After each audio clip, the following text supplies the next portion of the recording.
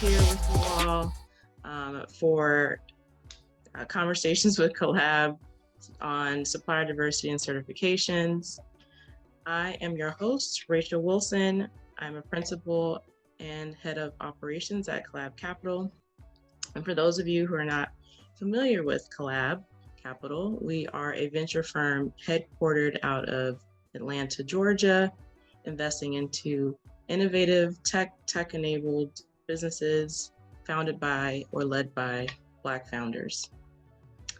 We also are here to talk about all things supplier diversity, the good, the bad, and the ugly, and are honored by our special guest today, Sid Johnson, who will be talking about his prolific experience in procurement, and he's very astute on all things supplier diversity.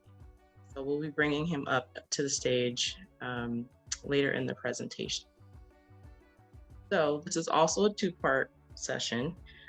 First being that this is more centered around I would say the why and the how of supplier diversity.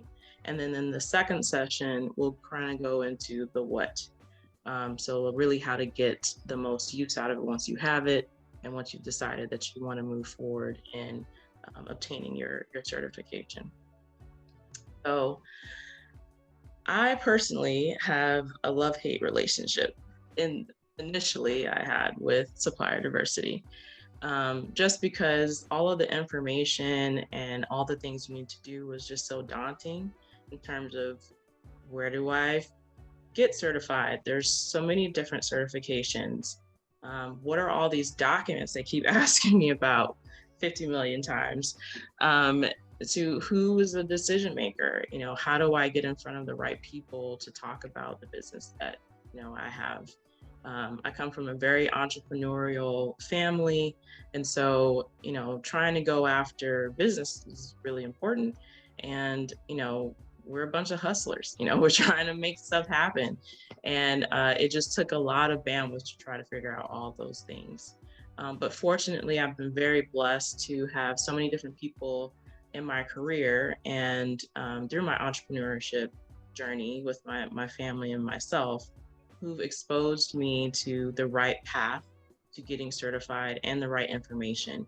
So what I wanted to do by way of Collab, giving me the opportunity, is to share with you guys all the things that I've learned, put it in a place where it's really accessible, and hopefully share some gems from myself and our special guest that can take us through all things supplier diversity. So without further ado, what we're here to talk about today. So obviously supplier diversity, but there are some things that can get into the weeds, and want to bring some high level things to give you a baseline of what supplier diversity is about. Initially, in addition to that, also talking about VC and supplier diversity. We're a venture firm, and so there could be some caveats as it relates to the requirements for supplier diversity, meaning what percentage of ownership is the diverse owner and how much of the venture firm is on the cap table or other investors. So I want to talk a little bit about that too, talk about some of the stats around supplier diversity, bring up our special guest, and then also do a few quick twos and some homework as well. There will be a place for question and answers, but you can put some things in the chat and we'll be able to answer some things throughout the presentation as well. There are some special things I'll probably also give at the end of the session as well, so stick around for that, in addition to how it connects to what we're going to be doing next week. So what is supplier diversity? Essentially, it's just a way for private or public institutions to be able to provide inclusive ways of interacting and buying and purchasing things from companies who are minority designated or have some kind of socioeconomic designation, meaning that You could be a company that is, you know, diversely owned as a minority to a specific location where you cater to people who are under a certain economic means or disenfranchised in that way. So there's a multitude of different designations that you can have. So, like I said before, there are so many. And in fact, there are hundreds of federal and municipal certifications that you can go and get. Sometimes even corporations have their own as well, specifically to their business or something that they want you to apply or receive because they want to dig a little bit deeper into how you're designating yourself as diversity certified. And then because of there being so many, there is a timeline depending on which type of certification you get and who you apply through. So the process can take anywhere from 10 days in some states or places up to 120. But there are some nationally recognized organizations. One, in fact, that I'm really familiar with is the National Minority Supplier Development Council, and they are all over the country, but also have what they call affiliate offices, either in the state or the region, where you can get more information about how to apply for certification. They have a plethora of different resources for founders as you go through the process and actually get certified through. There's many others just like them as well. So like I said before, you know, supplier diversity is based off of how much ownership, you know, your diverse founder, you know, has in the business and how involved they are in the business.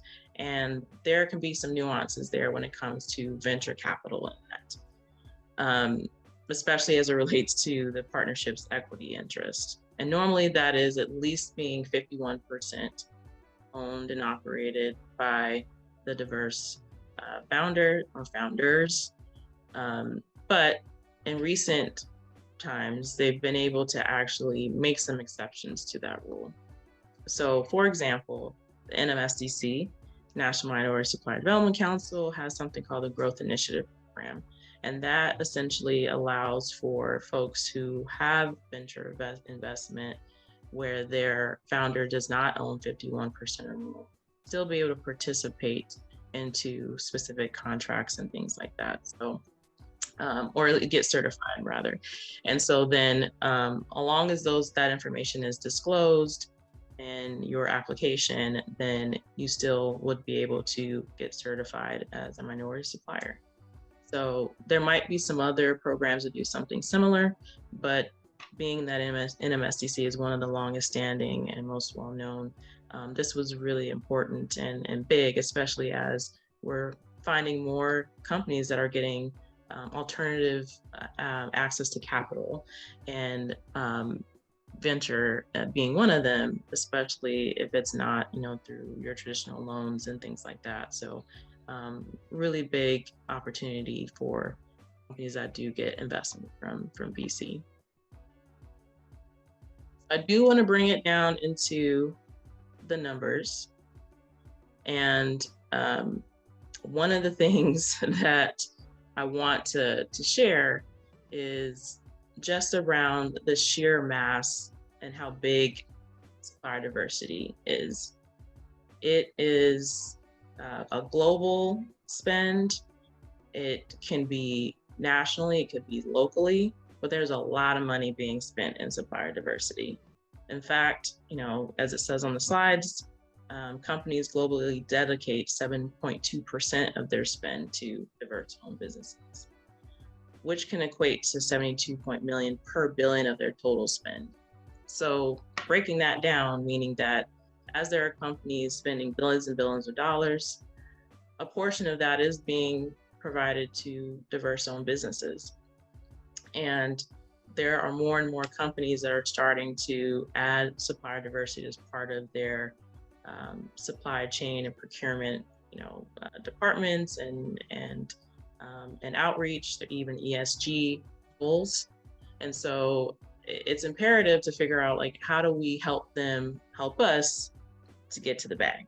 Because there's so much money that is being spent in this arena. In fact, also 85% of companies in the United States have a dedicated biodiversity program. But caveat there being that there are some challenges. Even though there's 85% being spent of programs being dedicated to biodiversity, only a few of them actually share that information. Around like 59% actually share on that spend. And it can be difficult just because of maybe not having an advocate or a lead as it relates to supplier diversity in their particular organization, especially on the corporate side. And so it's really great to have someone who can look at best practices and understand what that means. And especially with a lot of the social unrest that happened in 2020 that brought more awareness to the need for more inclusion of people of color, especially Black businesses, it makes more sense that companies are starting to do that. And we're also finding that there are some who actually have shared these best practices. There's actually a group called the $1 Billion Roundtable, where these companies have achieved spending at least $1 billion or more towards supplier diversity. And we're starting to see more and more companies cater to that, to be a part of that, or at least get those learnings. And what we're trying to do here is, help them help us to be able to do that, and hopefully get more Black businesses, more businesses of color to be able to get access to those opportunities.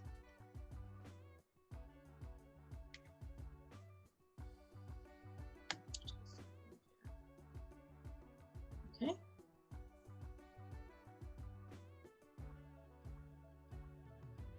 On the federal side of things, now the federal government has been doing this for a very, very long time, longer than corporations have. So they have way more spend when it comes to it, and way more, I would say, of a push and a want to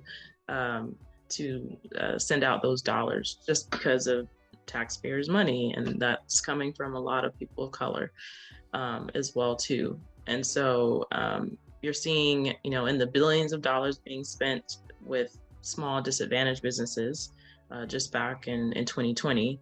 And now there's also even more commitments from the federal government as well, as it relates to supplier diversity and the mandates that are out there as well. Some states are even doing something even more than that, than the federal minimums. So they will do what they call set-asides, meaning that if there's a contract coming out for a state or a city, then they will say that a portion of that business has to go to minority suppliers. And that's really important to see that more states, more cities, and the federal government are going to dedicate even more dollars to that. And it makes sense because it, again, allows for competition. It, speaks and serves the people who are paying taxes, and that, any products or services are being, served by. So it's a really benefit. It's a huge benefit to companies and to the government to do so. And there are some great examples of people who've been able to do this. I'm a little bit biased because I'm sharing some folks who actually have done this in the state of Georgia, in Atlanta specifically. And one of them is Jasmine Crow, founder of Gooder, and Terry Harps, who's the founder of Global Concessions.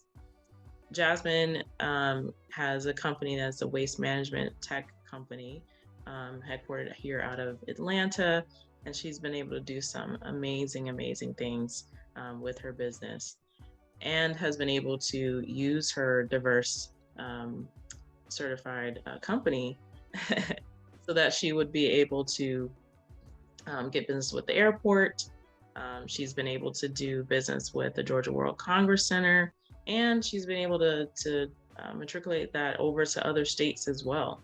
So it just shows the power of when there's inclusion and bringing that in, and there's public and private partner relationships that want to support that, then, the sky's the limit.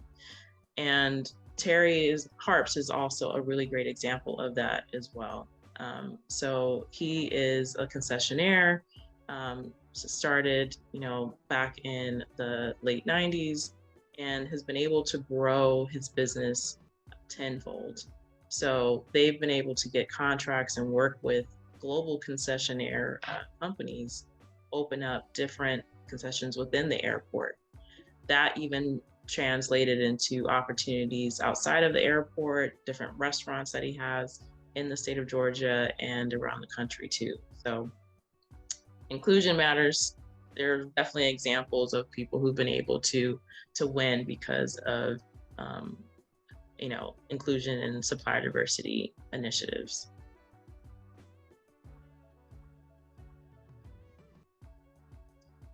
So without further ado, I want to also bring an amazing, amazing mentor, family friend, Sid Johnson, to the stage.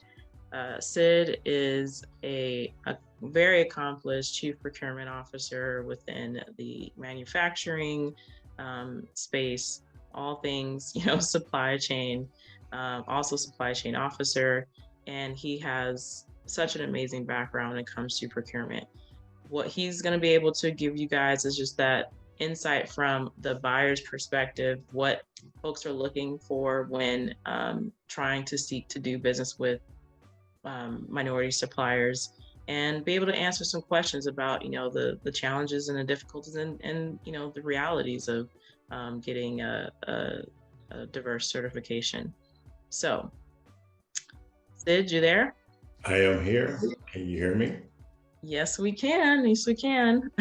Yes. No, thanks for having me, Rachel. I appreciate it. Great intro. And as you went through the presentation and the data and the numbers, those some big numbers, right? I mean, get your eyes popping and, ooh, yeah.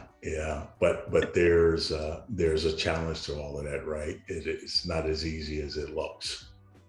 Exactly. And that's why we wanted to have you here, because we wanted the perspective of someone who was on that other opposite side to give us a look behind the curtain, as you would say. So I want to kick off with a couple of questions, and okay. I'll also open it up for the audience as well if they have any.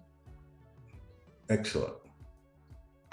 So the first question is, why do you think that certification is important? I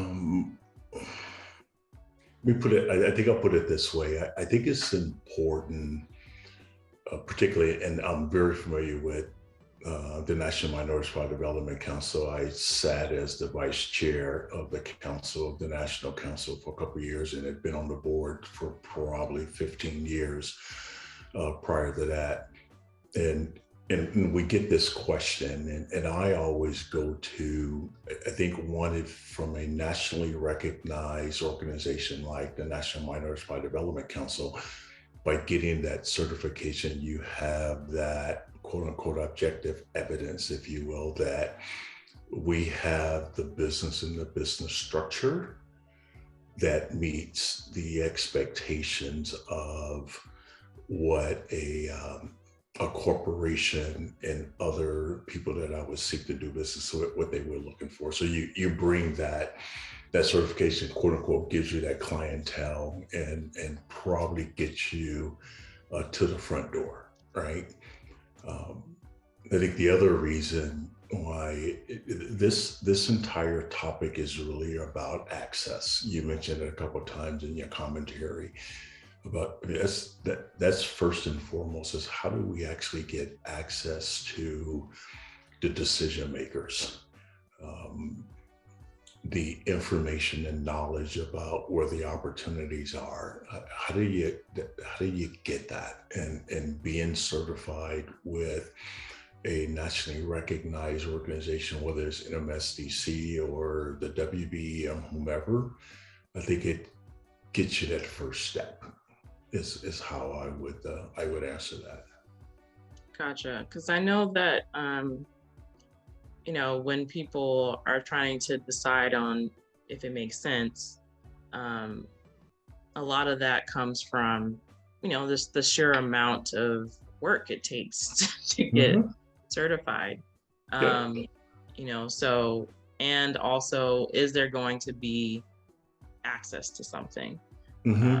What would you say to someone who's on, the cusp of whether they think they should do it, or, how should they assess what's the best decision to make there to get all the right information and make that decision? Yeah. I mean, first off, you can go to the website, whether it's the national or regional website, and you can pull all information about what it's about, how it operates, and et cetera, right? That will be, you got to do your research. Okay. So that would be the first thing that I would say. I think the second part of it is, in that decision-making process, is asking yourself, what do I want out of it? Right. I mean, what is it I want out of this engagement that I would say that I'm not getting or can't get or have problems getting today, right? And if it provides that answer for you for what you're looking for, then I would highly recommend it. As I mentioned, it's not easy. We always talk about 51% ownership, right? And that's just following the money. That's just the dollars and cents, right? What people fail to realize, it's that managed and controlled piece of it, right? That when the assessor comes in, either from the regional, and typically from the regional council, because they do the assessments, they'll come in, and that's what they're looking for. They want to know that you're involved and that you're around, and in that not only have you put the dollars into the business, right, as 51% ownership, but you're actually walking and talk. Does the company look like the community that it's operating and serving in, and things like that? So you got to be involved in the business as well, and that's another item that they look for. But to your question, I think it's really about, what is it you want out of it? This is about you. Yeah. So does it provide you the things that are important to you to grow your business? That is very, very true. Yeah. My next question: what are the barriers to successful use of certification?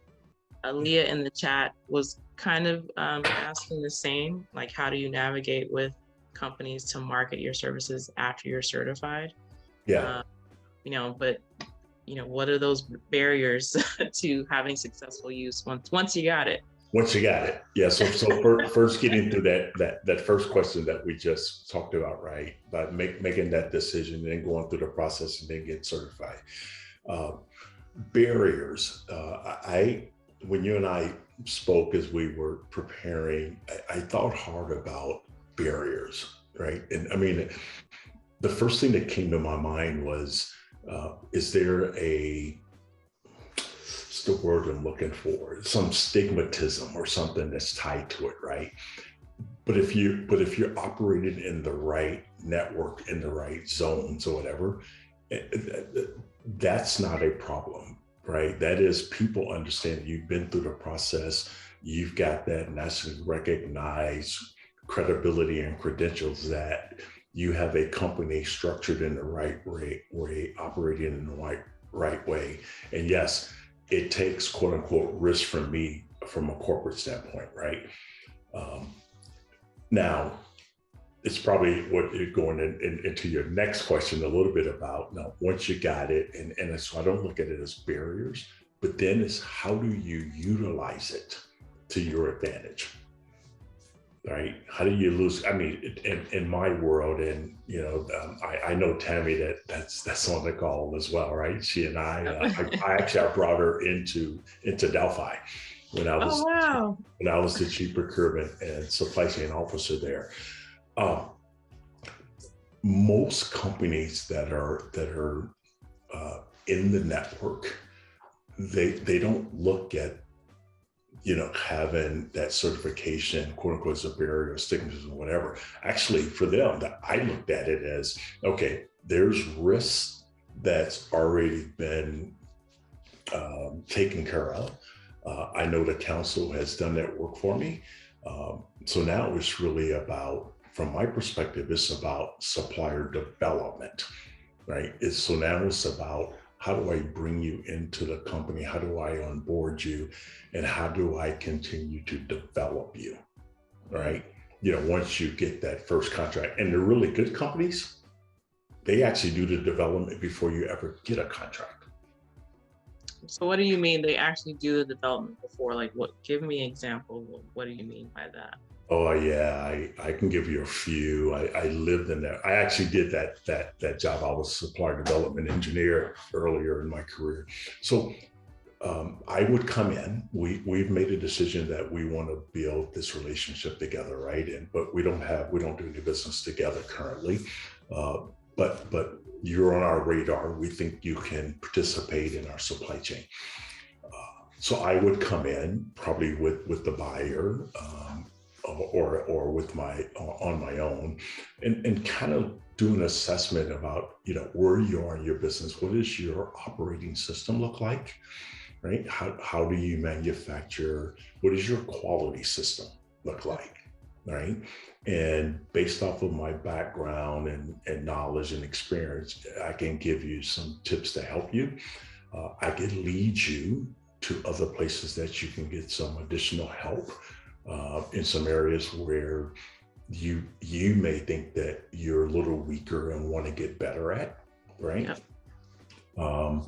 Also, really good corporations that take this seriously, they would actually bring in with them like manufacturing engineers to help you with your manufacturing, quality engineers, people that work in operations in our factories would bring people over and help you understand what our quote unquote Toyota production system or our operating system looks like, right? And how we go about implementing it and the successes and benefits of doing that. That's what true supplier development looks like. Oh yeah, for sure. Teach by doing. Bringing in the experts who can then share with the supplier, like, these are the things, or the parameters of how to be successful in doing business with us. Yeah. If you don't meet certain requirements and things like that too. Exactly. One of the barriers that I did think about, once you're in and you're doing business and you get contracts and you're doing well and the company really likes you, it was probably one of my closing comments that I had on there is, and I've seen it a lot, is stay. I highly recommend stay within your core competency, because what we tend to do as corporate, we get the very good MBEs and we're committed to growing you, and that's good, right? But make sure that you're growing in your sweet spots, in your core competencies. Don't get pushed into areas that just aren't you. That is so true. I mean, it's the same for VC. So it's like when you have founders who have a great idea, but it's like they have all these different avenues in which they want to pursue around that idea. And so it can get really confusing as to how to best help them. So it seems very similar in the vein of what a supplier diversity development person is trying to help that supplier with. Yeah. The term I use, Rachel, is called landmines. So, There you go. gotta navigate the landmines. The landmines, right. Because there are some people who will be looking to be like, I'm comfortable with this particular supplier, so it give me any reason to tell you no. Yeah. Because this is where I feel comfortable. We're getting inside. It's a great point. We're getting inside of the corporation or building with new partners, right? One of the questions that a procurement person would ask a buyer, purchasing agent, et cetera, is, I've got good suppliers in this space. Mm-hmm. If I bring you in, I've got to move somebody else out. Yep. Why should I do that? There you go. Right?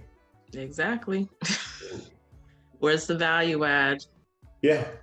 That's why I went back to like, how do you help them? Yes. Yeah. Because they have, certain requirements that they have to speak to based off of the budget, based off of whatever the corporate goals are for that year. And their customers. So I grew up in automotive. So yep. I grew up in the automotive space that the OEMs are focused in this area and have been for 40 years. And they will put you in that, red on your scorecard, and you can't quote on new business if you don't start moving the needle in the appropriate direction. Exactly. So, that is really right on the money. And that's why I was like, getting that perspective from the procurement lens is really helpful. Because a lot of times, we focus so much on, the founder needing to do stuff, but sometimes you need to get that insight. That's really extremely helpful. So I want to open up to any questions that anyone may have from the audience for Sid.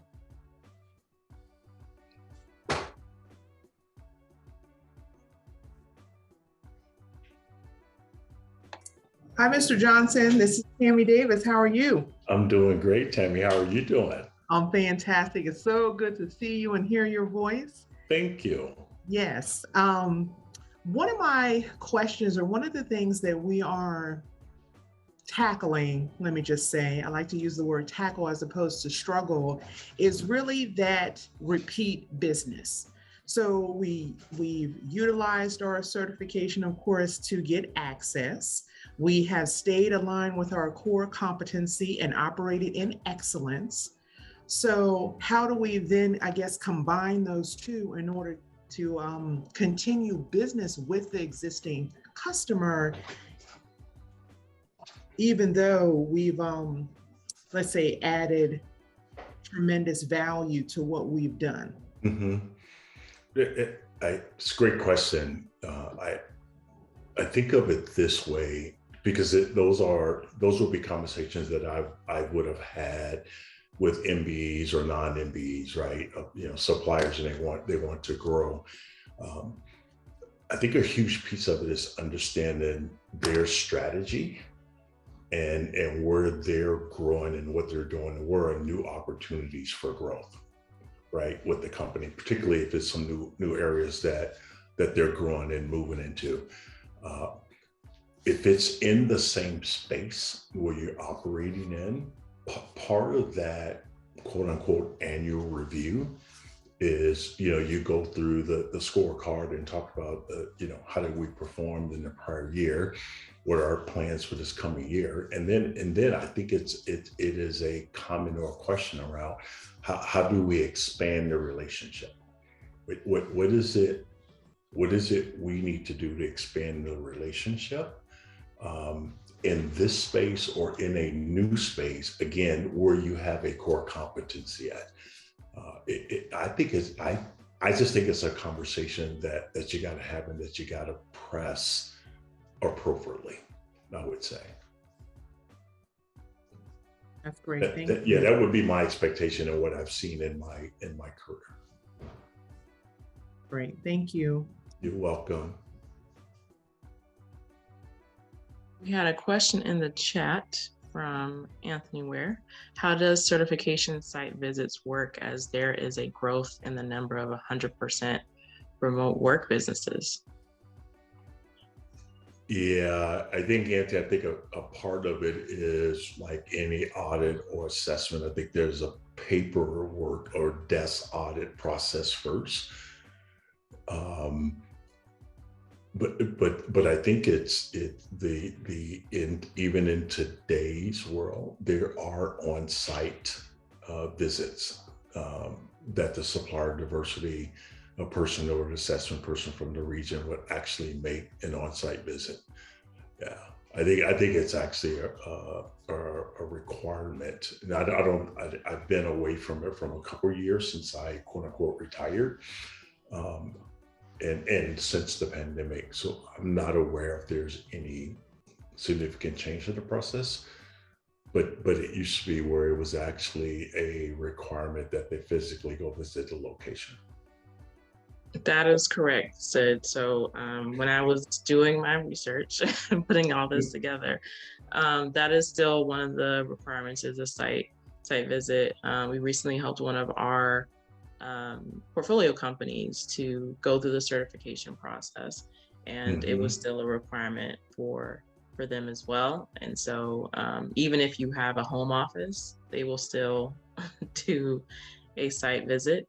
It might be like virtually, so you take them around on your phone or something like that, so that they could see the space, but it is still a requirement as part of the certification process. Okay.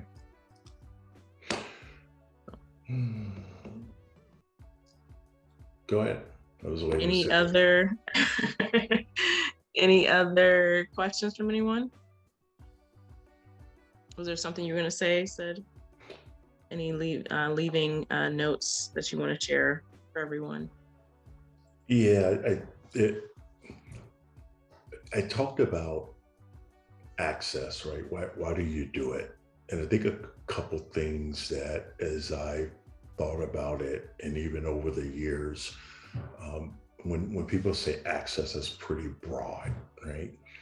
So I talked about access to decision makers, right? Access to contracts when you get to that stage, access to capital, because there are tremendous programs. And I'm speaking of nmstc because I know it the best.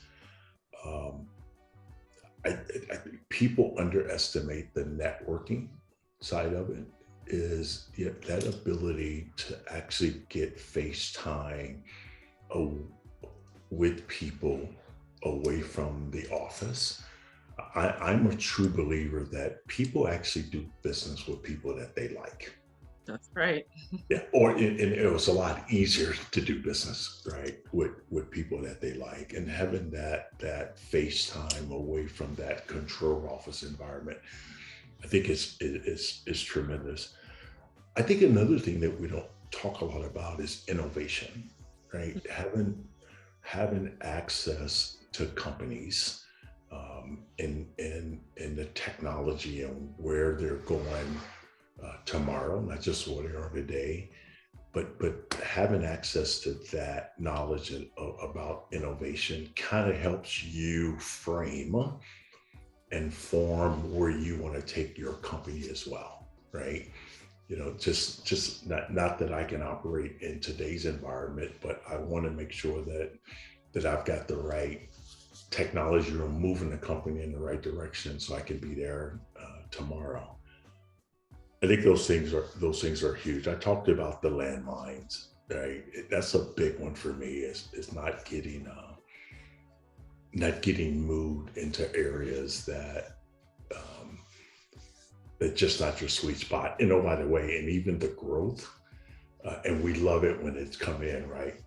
You've got to really manage your growth. I like to call it controlled growth. And again, my whole background is in automotive. where the development cycle is so long. There's a lot of capital that you're going to put in the ground, or you're going to extend prior to you ever getting, your first check, right, from shipping product.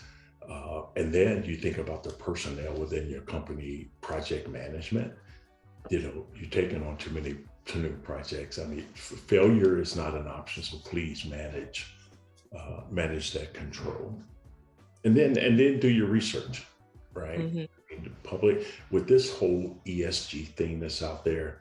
Oh yes, there's a lot. Public companies are now, they're all, just go look at some of their earnings calls and the materials and what they're talking about doing. It's a great opportunity. Yes, it is. It's a huge opportunity. Looks like we have one more question. I think we have time to answer here. Yep. Are there any businesses that a certification is not ideal for?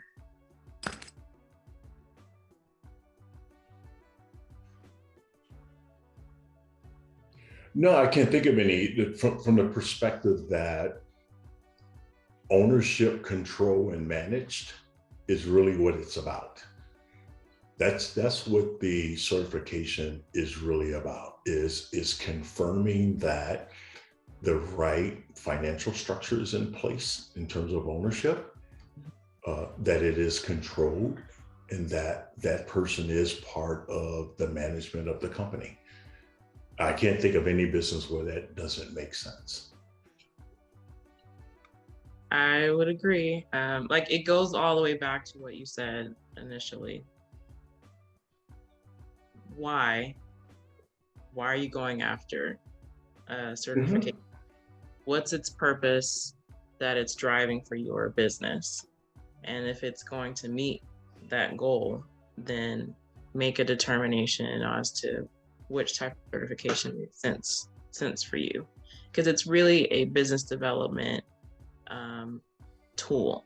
Yes. Not the only way to get access to doing business with corporations or the federal government. You don't have to be certified to do business with the federal government. So, looks like we got a great question from Mommy herself, Miss Julberg Solomon. Can you speak to how to navigate procurement offices? Sometimes supplier diversity officers can help you get your foot in the door, but aren't the ultimate decision makers. Jewel, you're exactly right. So I can just think of the structure when I was the chief procurement officer. I had supplier development manager and some supplier development engineers that work for them. So they do a lot of the legwork and confirm certifications and work with nmstc and do the conferences and trade shows and et cetera, along with the procurement folks. It has to be a conversation as part of the staff, and that supplier development individual needs to have an equal voice in that staff, and be part of the strategy of that staff to bring in new diverse companies to actually fill spaces where they don't have the right representation in that spend. That's how that, and navigate it, I'd say, getting to that procurement person from that supplier development person, they've got to make that happen for you. Mm. They got to make that, or is that, as an example, those trade fairs where you always have the procurement people as part of the trade fairs. That's who's manning the booths. Right. I did it a lot. Yes, I remember. And yes. That's why I said, I mean, it's all about the tool and not only focusing on, well, I gotta speak to this one procurement officer, or I can only speak to this one buyer, or vice versa. I can only, I'm gonna really hammer down on this, supplier diversity officer. Mm-hmm. It's all about like the circle of the network, and how, like, if you're, showing a really great relationship with that person, they're going to speak to this other person, and just being prepared for the opportunity. Yeah. A lot of times, people focus so much on one aspect of supplier diversity, and it really is a combination of doing a multitude of things to get to the opportunity that you're seeking. Yeah. So I know we have a few other questions, but I want to make sure that we can also get through some of the other points, which I think will actually answer some of the questions in the Q&A. So Sid, I just want to say thank you so much for being on here. Oh my gosh, I really just appreciate it. You've always just been a great, family friend and mentor to myself, helping me to navigate, and my father, everything supplier diversity when we were first starting out. So, thank you so much for being here and joining with us today. Yeah, anytime your success is my success. I appreciate that. I'll definitely let my dad know that. All right. Yes. Thank you, Sid. Okay. So I want to go into a little bit on the how to get certified as well. We also created something that I think is going to be really helpful for you guys. So if you lost some points or want to dig a little bit deeper or trying to figure out where do I get all this information she's even talking about, we created a playbook for you. So then that way you can go to those these different sections, these different links, these different resources that will help you navigate, hopefully, as you're considering to get certified, and if it's the right thing for you guys to do.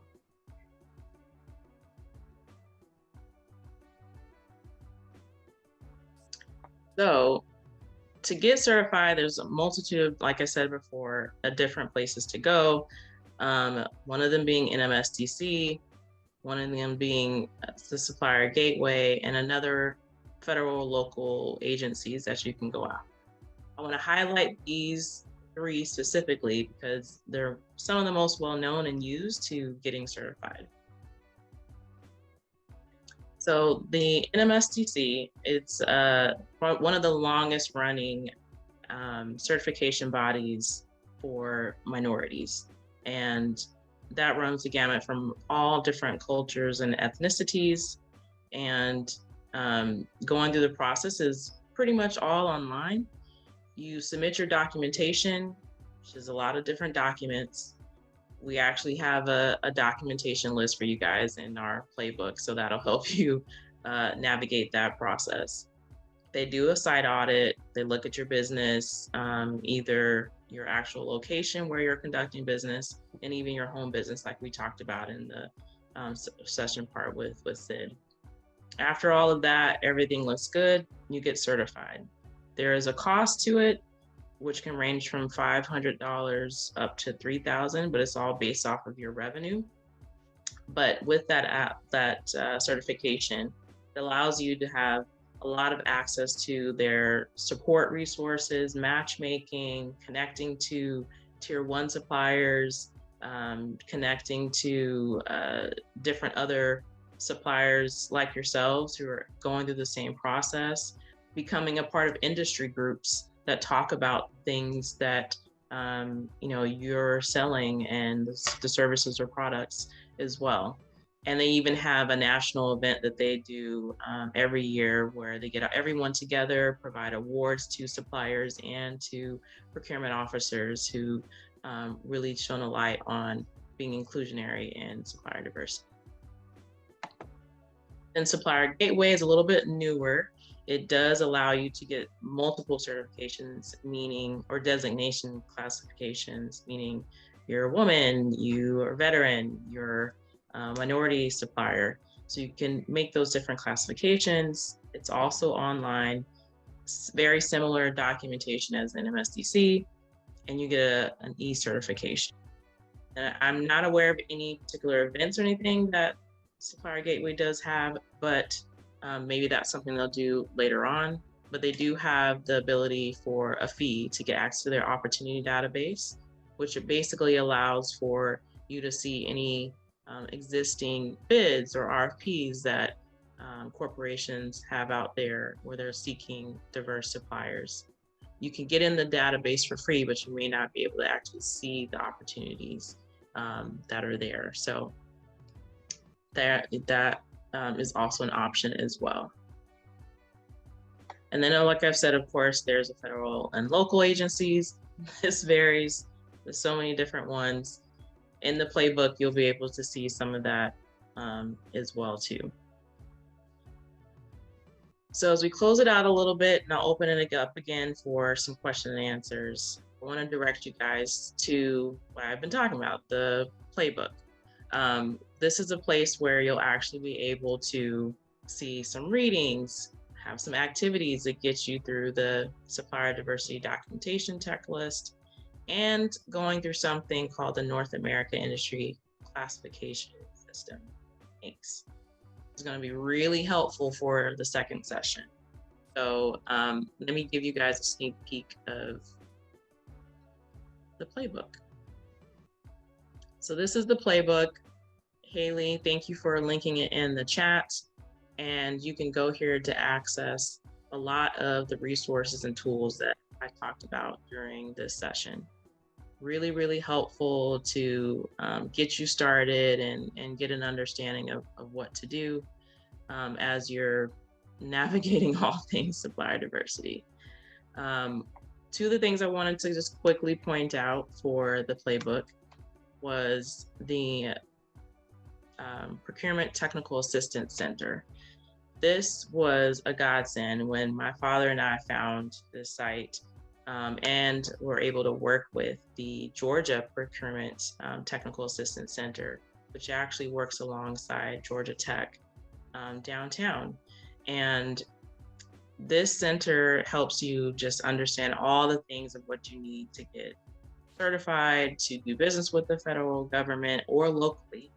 And once you get signed up with them, again, this is all free, then you'll actually start to get bids, you know, from them on a daily basis, a weekly basis, however often that you want, on opportunities that relate to your business type. And the way that they find out what your business type is by going and looking at your NAICS code. So NAICS, again, is the North American Industry Classification System. This is another way for you to help them help you. Understanding what your NAICS is going to be able to help a lot of procurement officers understand like what industry you're in, and then how do I direct you to the person who's buying the thing that you're selling. So does anyone want to put it in the chat, like an industry or where they're at, and I can quickly show you how easy it is to just get this information. Okay, marketing, very broad, but we'll see here. So these are all the different types of NAICS that relate to marketing. You can click on them and it goes even deeper into detail and even different sectors within that actual title of the NAICS. So really easy. And like I said, this will come in very handy for next week. So I definitely suggest, even if you, if you don't have the time now, when you get a chance to learn what your NAICS are, because it can be really helpful, especially as you're looking to do more business with local agencies or the federal government.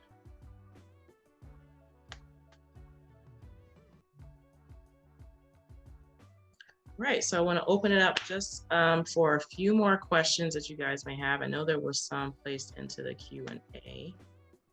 So let me open this up here.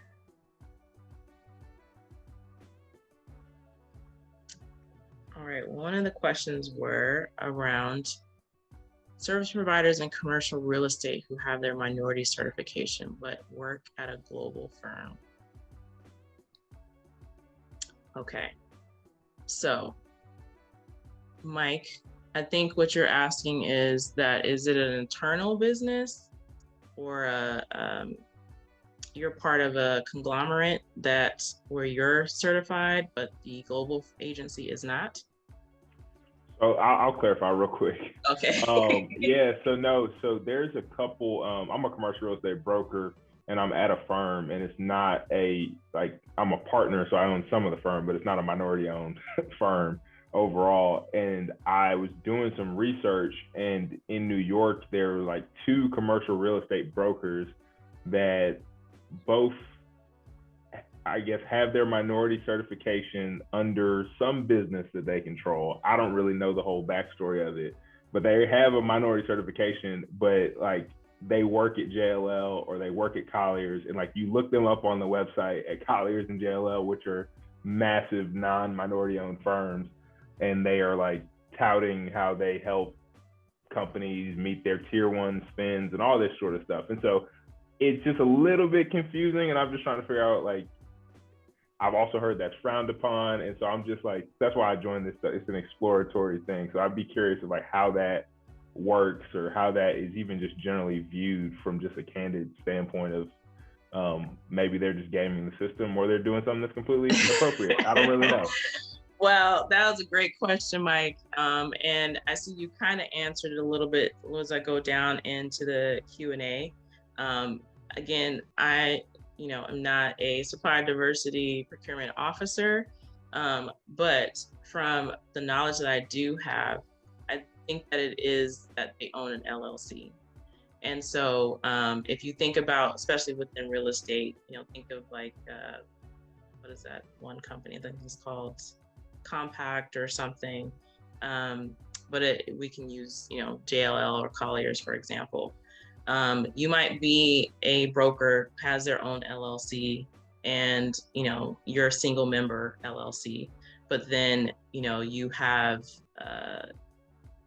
a partnership in some way with a larger organization. So in some instances, that does allow you to be able to do that because you pay taxes under that business as a single member entity, and then you're able to get that certified.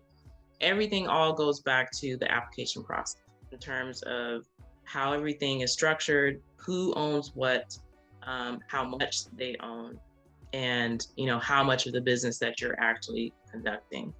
So I would say that probably is how they're able to accomplish that. But the best way to confirm that is whichever agency that you're talking to, that you're thinking about getting certified with, ask them that question. And they're really probably going to focus more on the, I would say the structure of the business. And if the structure has no issue in terms of how they designate the minority owner, then you're probably free and clear. But that's probably the best thing to do. Thank you. You are welcome. I know that we are coming to the end of our session. I know there's a couple of questions raised here. So if you guys want to stay on, I will continue to ask a few more questions before we close out, because I know we started a little later, if that's okay. And then we'll close out the session. Okay, let's see here. Yeah. Hey, Rachel, I'm going to jump on now. Okay, no problem, Sid. No, thanks for inviting me, and hopefully I shared a little bit of knowledge and folks can reach out to me. I saw that in there. Put a link, then connect, okay? Okay, thank you, Sid. We appreciate you. Absolutely. Take good care, okay? I will. Yeah, cheers. Bye-bye. Cheers, bye. Considering being a host, how would a certification benefit a public speaker? So, again, I think it all goes back into DYOR. Do your own research. Go to the spaces in the Playbook, because I think it'll be really helpful if you're trying to navigate. Does it make sense for me to do this?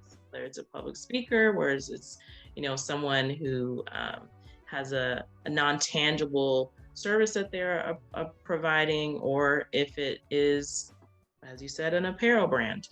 Yes, there's tons of companies, tons of agencies that do that buy those things, that are looking for those particular services. The PTAC Center would be a great place to ask those folks as to what makes sense, what agencies are looking to buy this kind of stuff. On a corporate level, talking to nmstc is also helpful, because they can kind of guide you as to, yes, we know some organizations that actually procure those services. And then if you look at the NAICS website that I talked about and start to kind of search and see what type of NAICS number applies to your specific service or product, also very helpful, because when you start talking to someone at PTAC, or you start talking to someone that would be able to help you navigate whether it makes sense to certify or even do business with them, period, that's going to help them to look that up. A great way to start that out is really, like I said, the NAICS, and looking through the playbook that we gave.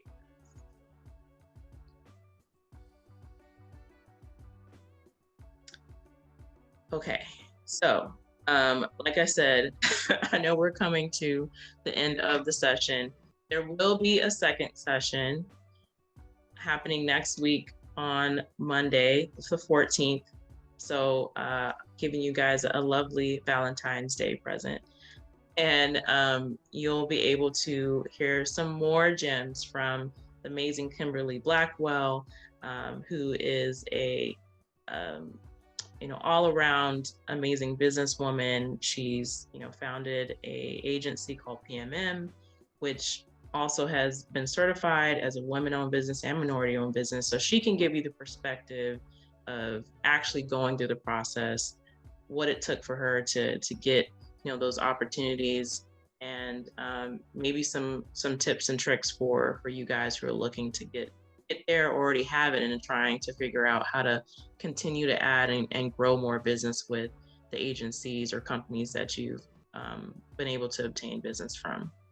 So I think you'll be able to really be able to get some really great insights from there. And if I wasn't able to answer your question here, I'm so sorry. Want to make cognizant of people's time. But this will be recorded. We'll also have a second session, and please be sure to join there. We'll make sure we'll answer some more of your questions. Feel free to reach out to me as well too. I'm on LinkedIn. Not really big on all social media, but you will definitely find me on LinkedIn for sure. So, and feel free to reach out to me through email as well, rachel@collab.capital. Happy to answer any questions there too. But thank you guys for all joining. I appreciate you for attending, and we'll see you next week.